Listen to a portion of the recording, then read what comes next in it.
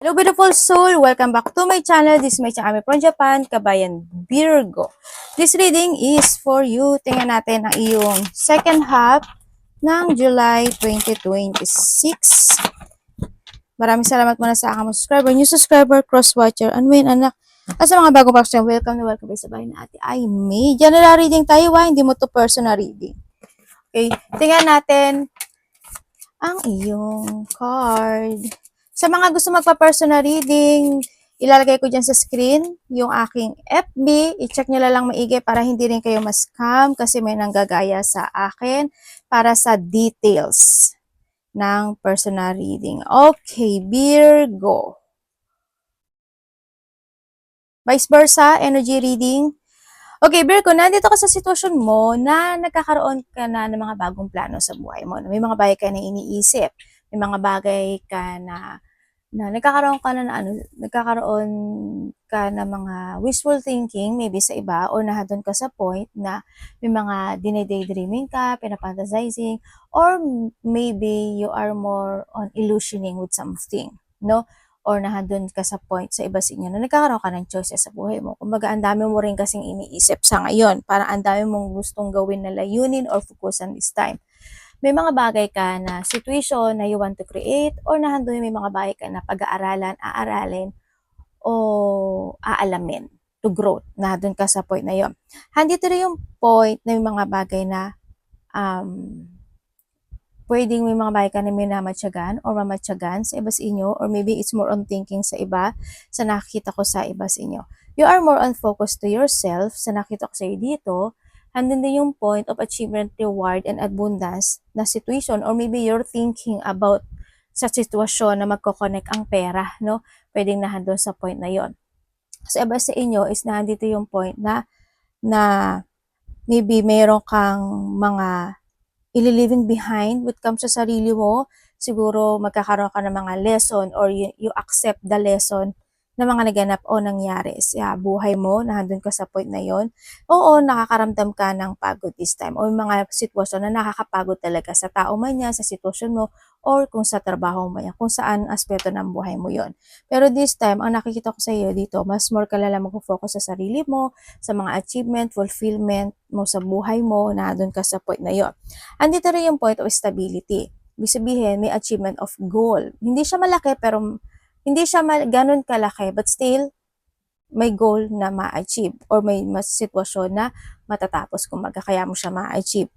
Andito yung stability, prosperity, and kasaganaan at success sa isang sitwasyon sa buhay mo na pwede magkokonekto sa pera, sa trabaho, or sa family. Nandun sa point na yon. Marami kang mga bagay o may mga bagay ka doon na i-evaluate this time. Sa iba naman sa inyo is magkakaroon kayo ng mga back and forth situation. Ganyan, siguro mga responsibility into your life, mga burden, struggle, or stress situation, pwedeng na doon sa point na yon. Pwedeng sa iba sa inyo may mga pagdadalawang isip, ganyan, kaya kayo magkakaroon ng pag-i-evaluate na situation, o nahandun yung point na may mga bagay kayong gusto nyong aksyonan, gusto nyong mag-success, gusto nyong fokusan, gusto nyong i-create, gusto nyong i-innovate, kumbaga i-level up, no? Pwedeng nahandun sa point na yon. Akong nakikita sa iba sa inyo. Sa iba naman sa inyo is baka maging busy rin kayo. Either busy kayo sa thinking, magiging busy yung thinking nyo, yung mind nyo, or magiging busy kayo. May mga multitask o multiple priorities naman na gagawin para sa iba. Sa iba sa inyo is you starting and you beginning into your life, ang sinasabi dito, no? Yun. May mga bagay o sitwasyon ka daw na reject, no? Parang nagkaroon ng mga rejection o may mga ile-let go ka o may mga ikakat ka sa buhay mo. Andito yung sitwasyon na nagkakaroon ka o magkakaroon ka ng mga self-questioning sa iba sa inyo. Pwedeng sa sarili or pwedeng sa mga tao na nasa paligid mo o sa mga bagay-bagay. Andito rin yung point of dissatisfaction sa isang tao o sa dalawang tao sa iba. Sa iba dito is you're feeling stuck, no, sa iba sa inyo. Pero it's more on cutting ang nakikita ko kasi sa iba sa inyo, no. It's more on cutting kasi magkakaroon ka ng enlightenment in some aspect of your life. May mga unexpected situation na hindi magaganap, na hindi aasahan talaga ito. This a blow of emotion happen. Is more on painful sa nakikita ko sa iyo dito. no? Mag-ingat ka na lang din when it comes sa mga taong makakausap mo, makakasalamuha mo, ganyan. May mga disappointment, intense sa iba, lungkot na mararamdaman, conflict, malaki o maliit yan, o sa iba dito is depression, sa iba dito is separation. Marami ibig sabihin ng separation. Okay, separation. When it comes to separation kasi is, ikaw yung hihiwalay, ikaw yung magdi-distance, or magkakaroon ng separation for a while, or for a better, as in separation. Pwedeng nahandun sa point, o may mga bahay ka na ise-separate. Pwedeng nahandun sa point na yun, ano, kasi sabi ko nga dito, may mga cutting cord akong nakikita sa iba sa inyo. And then also, meron akong nakikita. May tao na may dark thoughts sa'yo. Yun ang nakikita ko dito, no? Maari din na hando sa point na may dalawang babae ako na nakikita na ko-connect sa iyo. Or ikaw ang ko-connect sa kanila. Dalawa tong babae na ito. Yan ang nakikita ko dito. Kung hindi man siya babae, maaring isa dito is lalaki or isang babae. Pero may dalawa kasi akong babae na nakikita. Pero may lalaki din naman kasi. Maaring iba sa inyo, vice versa. Yun ha, i-ano nyo.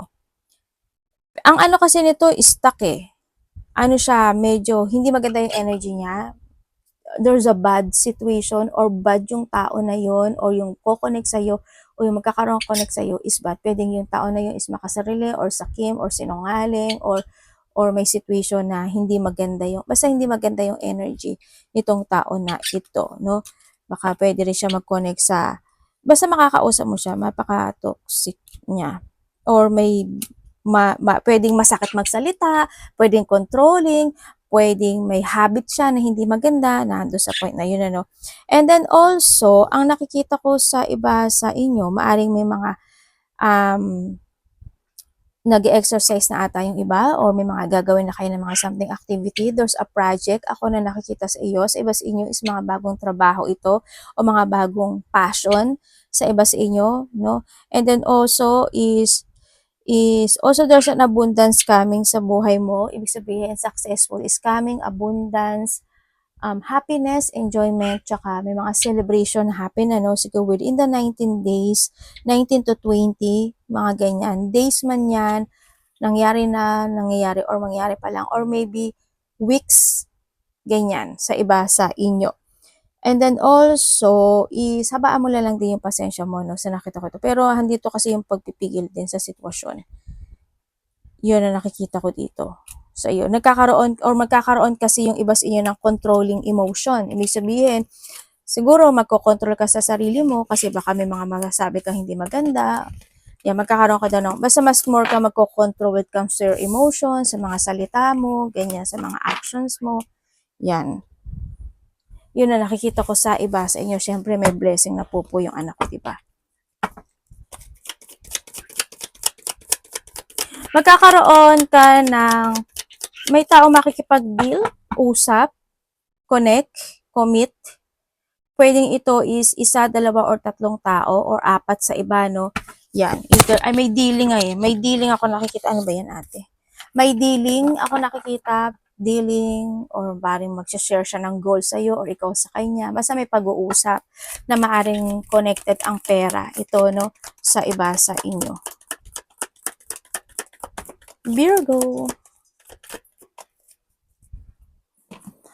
Okay, Virgo. Okay, we have the camel. Nasa, ano ba kayo? Nasa part ba kayo ng bansa na may mga camel, mga desert situation, mga may init na lugar, ganyan, no? Also, have the camel, persevere and you will overcome a problem. Yes, alam ko na there's a burden situation pagdating sa iyo, no? Ako nakita sa Virgo, but still, ang nakita ko dito is may overcoming situation. Ibig sabihin, pagtatapos ito ng problema sa nakita ko dito. Well, kahit naman anong problema na pagdaanan mo, Virgo, na nalalakpasan mo. Pero, ang nakikita ko sa'yo, kahit nalalakpasan mo siya, you're still in a burden. Parang nadadala mo pa rin yun. Ano? Parang buhat-buhat mo pa rin yun. Kaya, ingatan mo lang din yung sarili mo. Huwag ka lang masyadong magpaka-stress or magpaka-thinking, ganyan. Dito sa sitwasyon. Sa iba sa inyo is, there's a responsibility situation or duty, no, sa iba sa inyo na kailangan nyong i-overcome or kailangan nyong solusyonan, kailangan nyong gawin o aksyonan, ano, sa iba sa inyo. And also, meron kang wishbone, wish granted, congrats. Kung ano man yung wish granted mo, matutupad. Kasi why? You are the camel. Alam mo si camel, di ba? Kahit sa tindi ng sikat ng araw na yan, kahit uhaw na siya, ganyan. Nag-grant niya yung sarili niya na ibabangon niya yung sarili niya, di ba? Well, ito yon yung mga wish mo is makakamit. Congratulations. Maaring nakakita kayo ng mga wishbone. Di ba yung sa manok? Nakita niyo? Nakita na kayo nun? Yung sa manok, may wishbone yun. Baka i-try nyo. Kasi sabi, hindi ko lang alam kung totoo siya. Pero sabi nila, pag nakakita ka doon ng wishbone, ganito, sa manok yun ang gagaling eh. Alam ko sa manok siya. Tapos pwede ka daw humiling.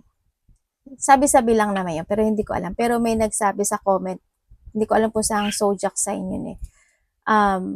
Ginawa daw niya yun noon. Pero nag-grant naman daw. Malay niya, di ba? I-try nyo. Well, congratulations pa rin. May mga problema na masusolusyonan. May kahilingan na matutupad. And we have the ring. A marriage will take place either romantic or a business.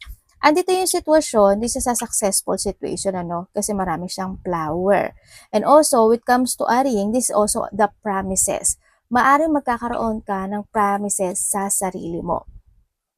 Pwedeng ganito na ako ngayon, ganito, ganyan, ganyan. Pwedeng you're more on thinking to the future, you're more on thinking in a positivity.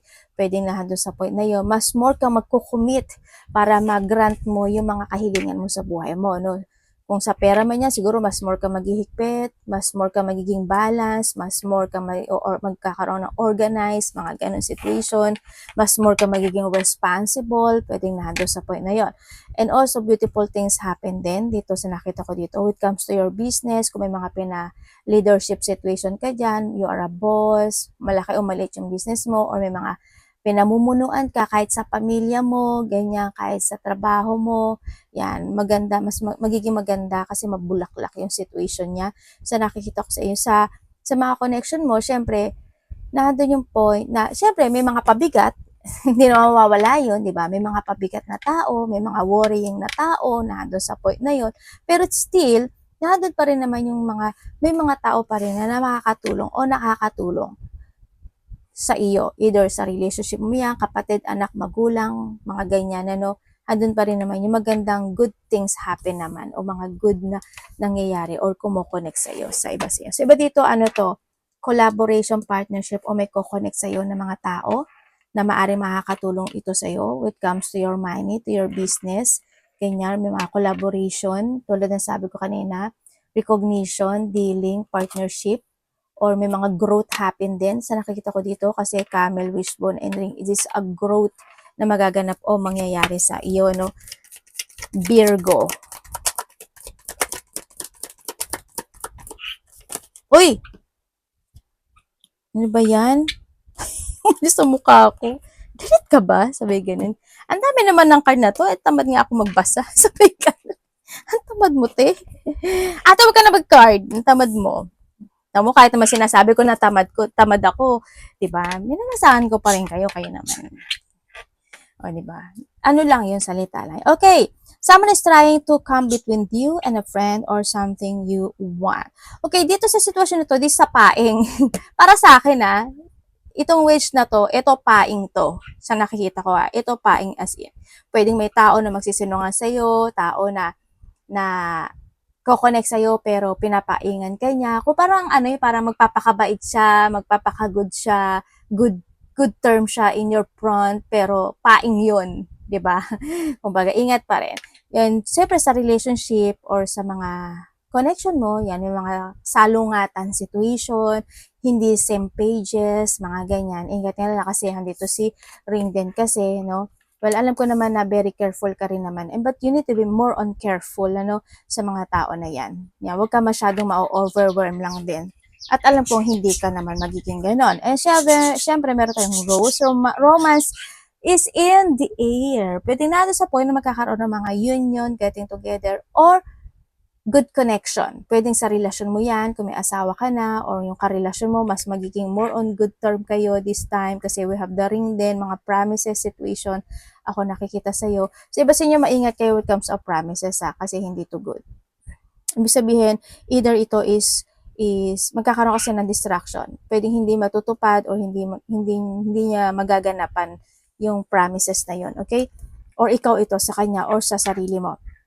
Well, congratulations pa rin kasi marami kang flower. Ibig sabihin, maganda, may mga magagandang magaganap o mangyayari sa'yo. Sa iba naman sa inyo, siguro mas more ka magkukumit sa sarili mo, sa health issue mo, ganyan. Mas magiging very careful ka, mas magiging focus ka to yourself, to care.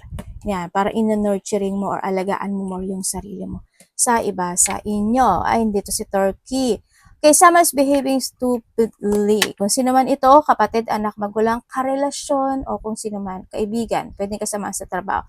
Kung sino man tong Turkey na ito, kasi andito si Wage din, sa nakita ko dito, medyo pagpasensyahan mo na lang at ikaw na lang din yung mag-distance o umiwas, okay? Or wag na lang din maging patolero o patolera sa iba sa inyo. Okay, meron ka na namang club. Someone will try to make you do something against your will. Okay, talaga andito talaga siya, no? Ano, mga panira itong mga barahan na to, no? Mag-ingat ka na lang. Ibig sabihin, may distraction, di ba? Ingat ka na lang when come in this distraction. Sa nakikita ko dito, also this a problem, yan. May mga tinik, no? Sa buhay. Okay, may mga distraction or tinik na magaganap. May mga makakabwisit o nakakainis na tao or mga taong kukonek or connected sa iyo, pwedeng sa iba sa inyo. Sa nakita ko, dito rin sa club na to ibig sabihin may taong masama yung intention. May taong may masamang intention. Okay? Mag-ingat ka na lang dito sa mga ito. Be careful. And syempre, basket. Okay, congratulations kasi may mga recognition situation. May mga reward or merit. Ibig sabihin, meron kang gagawin o ginagawa no na maaring ito is mag-grant kasi handito si Wishbone, si Camel, tsaka si Ring, tsaka si Rose.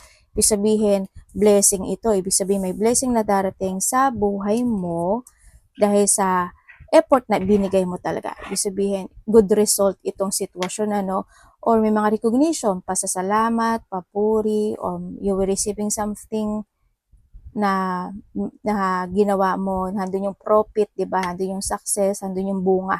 Yan, iba sa inyo, mas maaari magpo-focus kayo ngayon, this time sa mga fruits, gulay, ganyan, sa iba sa inyo. Yun na nakikita ko dito. Well, congrats, blessing ito. Ibig sabihin, may darating na beautiful things or blessing sa buhay mo. Good result sa iba.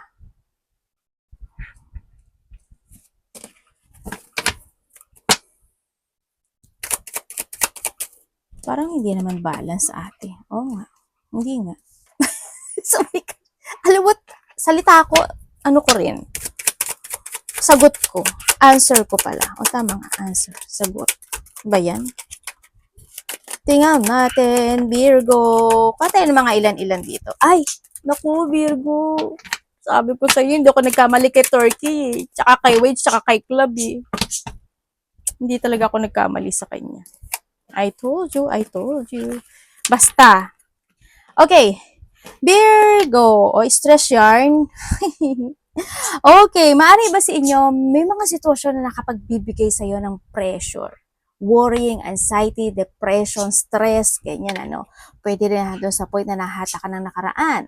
Pwedeng iba naman sa inyo is nahando yung point na may mga insomnia kayo, nagkakaroon ka ng migraine or there's a headache. Baka naman kulang din kayo sa tulog, magbawi na lang kayo. Or may mga worrying lang talaga. Pwedeng sa iba sa inyo is may mga nagaganap or magaganap muli sa nakaraan. Ibig sabihin, kaya nai-stress kayo. Kumbaga, pwedeng mauulit muli iyon. Sa iba naman is baka pagising-gising ka, kulang ka sa tulog, late ka na natutulog, maaga ka nagigising, or you are a night shift. Kaya medyo bawi na lang din kayo. Congratulations din sa iba sa inyo is may mga receiving blessing. We have the basket din, di ba? Ibig sabihin, makaka-receive ka ng blessing. Pwedeng may taong papadala sa iyo sa universe para ibigay yung blessing or yung wish granted na ito o magagandang bulaklak na yan na beautiful things happen. Pwede naman na makaka-receive ka ng gift, souvenir, or sa iba dito, there's a promotion situation. Ibig sabihin, marami ibig sabihin ng promotion. Ibig sabihin is sa trabaho mo, baka mas magiging leader ka na, mas promote ka, or magkakaroon ka ng high leveling up No, pwedeng na doon sa point. Sa iba naman sa inyo, sa sarili mo yan. Ibig sabihin, mas more ka magiging more on confident, mas more ka magbabalik yung strength mo, nandun yung pride mo, nandun sa point na yun. Also, is maaring din sa iba sa inyo is may tutulungan ka or susuportahan ka sa iba sa inyo. Okay, handito na yung mga points of idea. Kumbaga is may mga nagba-bright kasi bright yung color niya, di ba? Mas more nagba-bright at may changes ako na nakikita sa inyo. Mahilig ba kayo sa kape? Mahilig ba kayo mag-focus sa internet, mag-focus sa laptop, sa cellphone, social media, or pwede rin na ano ka rin, nasa social media ka rin, di ba? Pwedeng nandun sa point na yun, or networking, kaya ganun. And yun nga, dun yung mga idea nyo, doon magkakaroon ng mga suggestion situation, either ikaw yung magsasuggest or someone is giving a suggestion pagdating sa iyo, sa iba, sa inyo. And there yung point of imagination. Maaari may mga bagay o sitwasyon ka na i-imagine this time or magkakaroon ka na imagining kung saang aspeto ng buhay mo yan. Ano, good or bad man iyan sa iba sa inyo.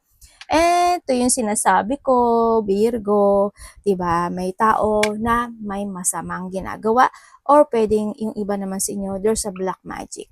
May tao na tinuturukan kanya ng kandila, ganyan, or sineseremonyahan kanya, ganyan. Merong tao na there's a secret, no? May tao na may lihim na hindi maganda yung energy niya. Yun ang nakikita ko sa kanya. Pwedeng masama yung ginagawa niya or may masama siyang balak para sa iyo. Sa iba, black magic to ha. Yan, mga palipad hangin, mga ganyan. Baka iba sa inyo, sana hindi ikaw. Pwedeng itong tao na to is hindi mo siya nagpapagawa, nagtitingin-tingin siya ba internet, nag-aaral-aral siya to do things na masama pagdating sa'yo, kaya ingat ka pa rin.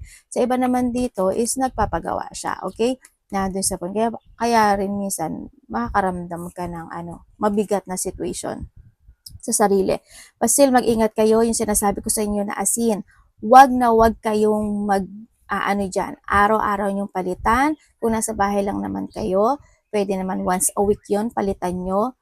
Pero kung palagi ka nasa labas, dahil marami kang makakasalumuhang tao, yan, palitan mo siya talaga araw-araw. Pero kung nasa bahay ka nga, tapos, ka naman sa chismis-chismis, usap-usap sa ibang tao, syempre palitan mo siya everyday, di ba? Maingat kayo, may nagre-ritual sa iyo. And hoping hindi ko yung nagre-ritual, Okay. Patay tayo dyan. Ingat ka na lang, Maybe ikaw ito, maybe handle yung point, may tao kami na matyaga, naghahanap ka ng ebidensya, o may paghahanap ng ebidensya, o naghahanap ka ng mga proof, na situation. Or sa iba sa inyo, vice versa, maaring may tao na hinahanapan kanya ng butas. Basta, maaring ikaw ito, or kasi andito si Rit, may tao na hinahanapan kanya ng butas, hinahanapan kanya ng mali, hinahanapan kanya ng pwede niyang ibato pagdating sa iyo or ikaw ito sa kanya. Ganyan. May maaring din na sa point na maaring you are more on focusing to a law, justice, mga ganyan sitwasyon sa iba sa inyo. Sa iba, nandito yung point kasi na may mga bagay do kayo na kailangan inyong fokusan. Kailangan nyo aralin, alamin, siyasatin, aksyonan. Okay, nandun yung point na yun. Ibig sabihin, you need to think advance in a situation kung saang aspeto ng buhay mo yan, papers and documents o mga sitwasyon na makakatulong sa'yo or kailangan mo talagang asikasuhin, pwedeng nandun sa point na yon. Pwedeng nagpo-focus kayo when it comes to online and researching for something, pwedeng nandun sa point na yun, So, iba sa inyo, halimbawa, may mga paghahanap ng mga option situation, di ba? Kung ano mga option na sitwasyon na yan, mas mura, mas mahal, kung ano man yan. Sa iba dito, yan, mga tao na nasa paligid mo na hindi maganda yung yung energy. Okay, may mga protest. Ibig sabihin, sana hindi ka kasama sa protesta, sa pagwuwelga, sa kung saan man yan. Kung sa trabaho mo man yan, sa bansa man yan, or pwedeng kasama ka sa situation na against ka doon. Parang ayaw mo siya, galit ka sa kanya, ganito, ganyan. Or someone, vice versa. Pwedeng na doon sa po na yun. So, iba naman sa inyo is mas more ka daw mag-pay attention, Pwedeng sa sarili mo, sa pera mo, sa goal mo, or sa mga bagay na gagawin mo this time. Na doon ka sa point na yun. Yan. And then also, handun din yung point na handun yung speak eh. Hindi ko alam, siguro may tao kang kakausapin o kaya is may tao makikipag-usap sa'yo at magkakaroon ng mga demands situation, pwedeng nahandun sa point na yon. Yun ang nakikita ko dito. Or siya ang magde-demand pagdating sa iyo, kung sino, or ikaw sa kanya, kung sino man yan sa buhay mo. Yun ang nakikita ko dito. Andito rin yung point of voicing out situation. Pero kasi iba sa inyo, before kang magtotok, parang may gusto kang alamin eh. Dito sa sitwasyon eh, no? Yun na nakikita ko sa iba sa inyo. Pero yung iba sa inyo, babatuhin kayo ng hindi maganda ha. Or may darating talaga na challenge. Sa iba, may darating talaga na challenge. Kasi ito, puro challenge siya, no? Okay, we have the real estate. Iba sa inyo, maaring nag-ano ba kayo? Nagbebenta ba kayo ng bahay, lupa, o may mga binibenta ka? Yan, kung ano man yung mga binibenta mo by online, internet, or maybe you're in a social media, tulad ko, di ba? Baka tarot reader ka, di ba? O kaya may mga online shop kayo, online, kung mga business niyan, affiliate ba yung tawag? Well, hindi ko kasi alam yun eh, no? Mga ganyang sitwasyon, o kaya naman mga binabayaran ka na mga investment, o kaya is mga kinuha mong loan, diba? O kaya mga yung bahay, lupa, mga ganon. Sa iba naman sa inyo is nandun yung point na may mga mega project ka. Ibig sabihin busy yung iba sa inyo kasi meron kang mega project, palaki o maliit, o importanteng proyekto ka na gagawin. Pwedeng susolusyonan mo ito, pwedeng a-actionan mo ito, pwedeng nado sa payo. Basta may mga ganun ako nakikita sa iyo. Also, this an investment. Siguro you are more on investing this time sa iba sa inyo. Yan, maaring kukuha ka ng investment o kaya naman mas more kang mag-i-invest sa sarili mo. Yan, magpo-focus ka to your future sa iba sa inyo. Pwedeng nado sa... Also, this a wealth. Ibig sabihin, andun yung point of kasaganaan or yaman na situation sa iba sa inyo. Kaya at the end, ang nakikita ko sa when it comes to a real estate is this is a good news, good situation, stability, success, and prosperity ito, no? Yan, kasi andito yung mga puno, tapos andito yung house. Ang iba sa inyo, maaring may mga apartment kayo, o kayo papagawa ka ng apartment, tirahan, bahay, mga ganyan, no? O bibili ka, papagawa ka, paparenovate ka, or kinakailangan kasi andito yung susi, sa iba sa inyo. Yaan. Sa iba sa inyo, siguro may mga kapitbahay kayo na hindi kayo good term. Kasi tingnan mo, diba? Kasi may mga tao, or kasamaan sa trabaho, kasi may mga tao na against sa'yo or ayaw sa'yo no? Andun din yung pagmamatsyag andun din yung pag iimbestiga pagdating sa iyo no? Or ikaw baka may iniimbestigahan ka rin sa iba sa inyo. Kasi titingnan mo dito si Wage, si Turkey, tsaka si Club. Kaya ingat ka sa mga nakakasalumuo sa paligid mo ha, kasi marami or may mga tao na connected sa iyo or ko-connect sa iyo na hindi totoo. Okay, ingat ka na lang din. Huwag masyadong mabait. Pinasama ko na naman kayo.